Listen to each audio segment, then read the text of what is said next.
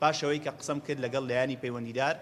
پرسیاری ژووری تەنسیقی مشتەرەکم کرد کە ماوەیەکی زۆرە ئێمە وەکو کورد داوا دەکەین لە کەرکووک دروست بێت و نوێنەری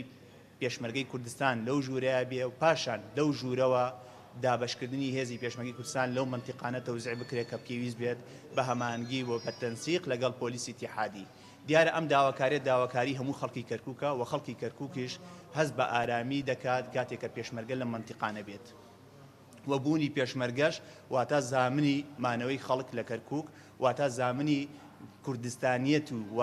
بەرەو هەنگاوبوونی جێبەجێکردنی مادەی 140 زیاتر دەکات چونکە مانەوەی خەڵک دەبێتە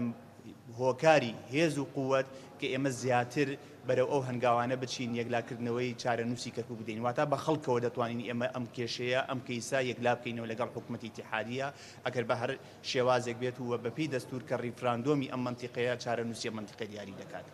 بۆیە ئێمە جەختمان کردێتەوە کە لە بوونی پێشمەرگە بۆ کەرکووکیەکان زۆر گرنگە لە دوای ئەوەی کە پێشمەرگە متمانی هەموو کەرکووکانی بەدەستێناوە.